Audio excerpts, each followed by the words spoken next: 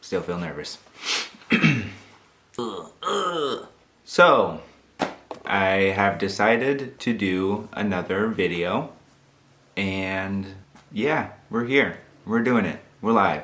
We're doing it. We're not live. You're not live. This isn't live.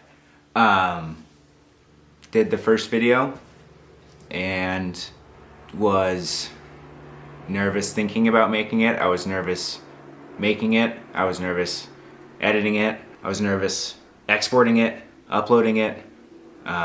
Still nervous about it, but the response has been overwhelming. Like, holy shit. I think it's at like 3,100 views on Instagram, 1,400 on Facebook. Lots of positive comments that I truly appreciate, and even more important than likes and views and all that stuff is the fact that a lot of people personally reached out to me, which is good. That means I reached people and we had conversations and people I haven't talked to in a long time, and that's amazing in itself. Like, that's pretty damn cool. I'm not anything special. I just decided one day, well, not just one day, but I decided I was feeling a certain way and F it, putting a video out. Here we are. I've always wanted to get into the video stuff, and now I'm here. It's staring at a camera lens instead of real people, but having real conversations, so that's good. A lot's happened between now and then, emotionally. Lots of ups. Lots of ups, thanks to everyone reaching out. Definitely some downs, getting overwhelmed. Stuff's crazy out here. A lot to take in. Definitely need to take breaks from everything going on and kind of focus on what I can control immediately. This started with just sharing stories, so I'll share a couple more stories. Nothing crazy. When I was in junior college, didn't have a car, and I would have to take the bus, which was brutal in itself, just because I had to catch 2 buses to get to school, waking up early, many times running after the bus. It was brutal. I recall one day riding on the bus, I was trying to mind my own business. Lady stepped onto the bus and sat down in front of me, and then I noticed on her, above her kneecaps, like bottom of the quad, on each leg, swastika tattoos. And it's like, oh, okay, that's cool.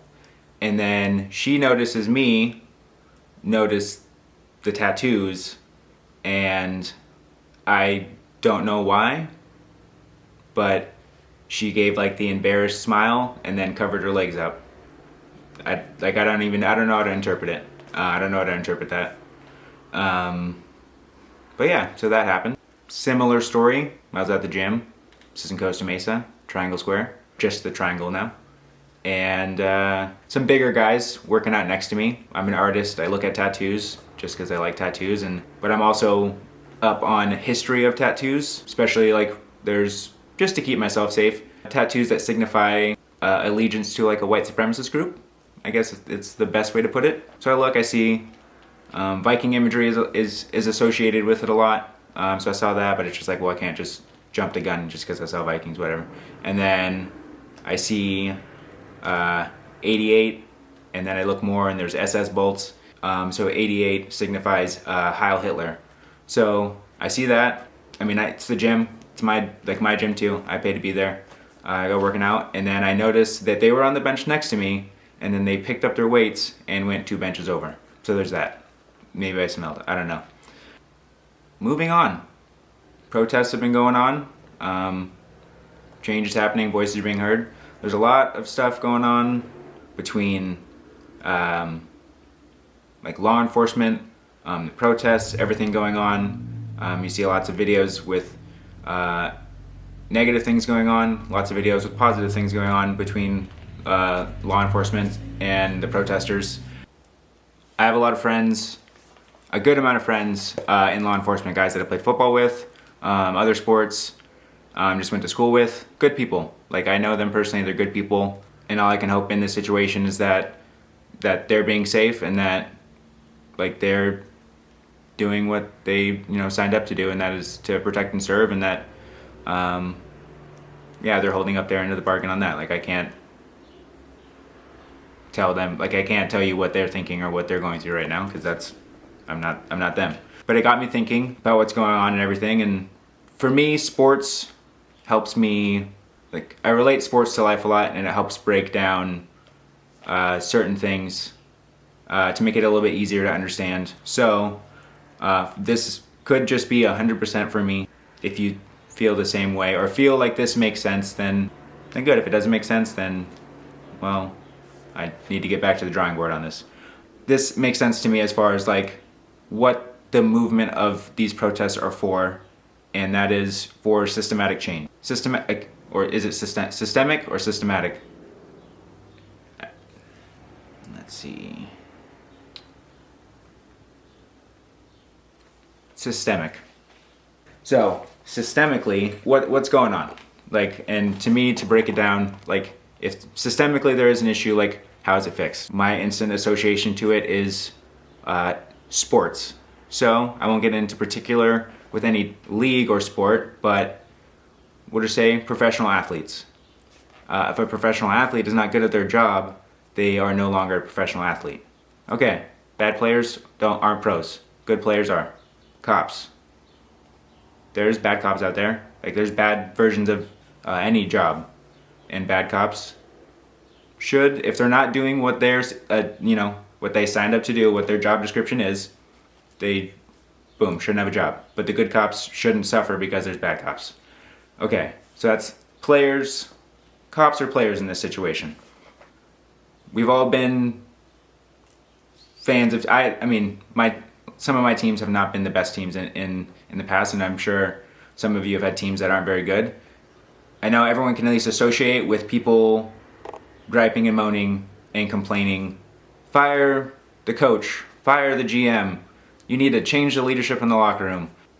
Systemically, something needs to change within the organization for them to be successful to win a championship. I mean, I feel like that can correlate instantly. So if the players are good, but the coach is bad, like you fire the coach, you get a new coach that can make sure the players can do what they're assigned to do and win games or whatever. If that doesn't work and it's higher than that, like the GM gets replaced or someone else in upper management gets replaced, like people do it all the time in sports and see and understand like, hey, this isn't working, we need to change this. And I feel like that's the same way in what people are fighting for in everything right now, is like the players can only take so much blame for what GMs and coaches have allowed. Like sure, there is some blame to be had in the right places, you can't blame everyone, but at some point like the system has to change. And I think that's what this is all about. Like there are good cops out there, but then there are bad ones that are ruining it for everyone, and it should be unacceptable to allow it to continue. Not to say that things are going to be perfect, but change needs to happen if the system is not performing properly. That's what I feel like in the long run these protests are for, is to find a way to have change in the system so that you don't have a poor product on the field. If your team sucks, you want them to draft good players. You want them to have a good head coach and coaching staff. You want them to have a good GM, a good front office, so that they are successful. It's that simple. And just like in sports, not every team sucks. There's some teams that are good and only need to fix little things. And it's a much larger scale with police departments. You can't apply the same formula to everyone. Like they are all unique, and it needs to be assessed. Like what is going on within our team, and how can we make it better?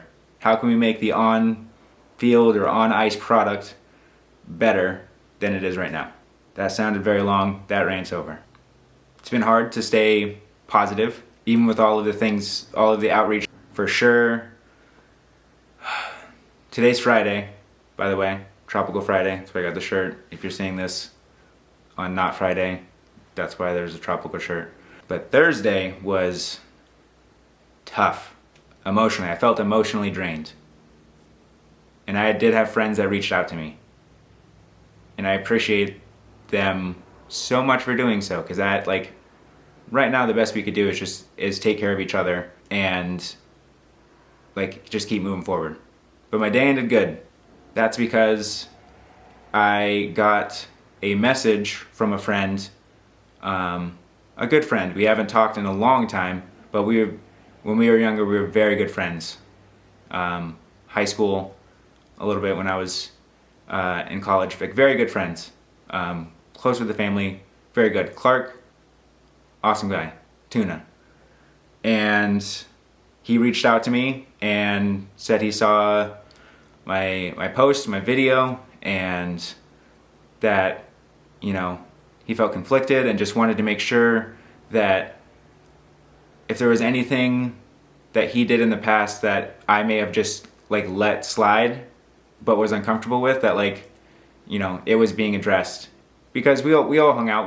There was like diversity in our friend group, and like guys make fun of each other for all different types of things. It's easy to make fun of each other for like the aesthetic things. Like I know that. Like instantly I felt bad because I don't want to make him feel bad for anything that he may have done, and I didn't. Times have changed now, so nicknames or whatever that were then may not be appropriate now, but I made sure to tell him wholeheartedly that nothing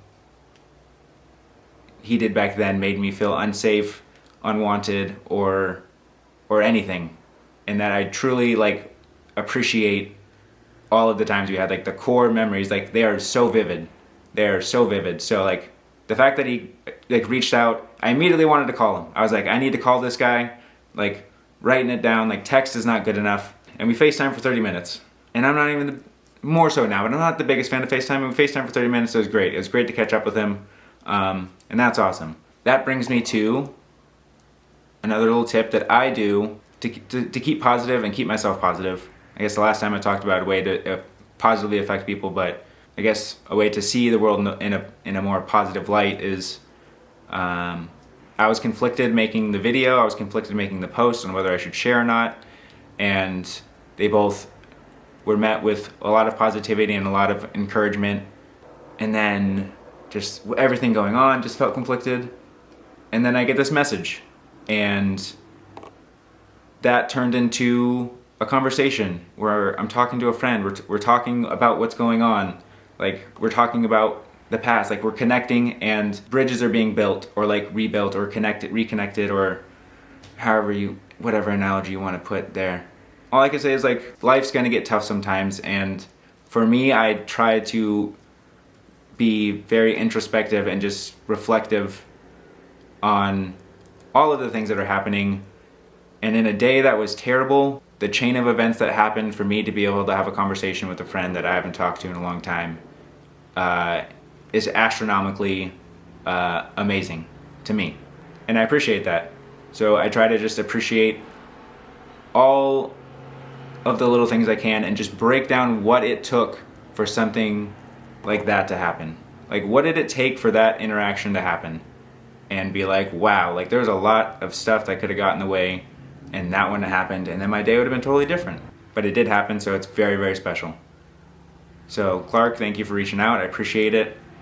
Everyone else that's been reaching out, talking to me, having conversations. If you're having conversations with other people, if I've in any way ignited just a little bit of just change of course, then I appreciate it. Like last time, if you've made it this far, thank you. I don't even know what to say. Like the amount of the amount of people that shared it the last time, like man, I feel very fortunate and very lucky to be connected with so many awesome people. I'm going to wrap up before I start to tear up, but I appreciate anyone who's watching this right now. Thank you.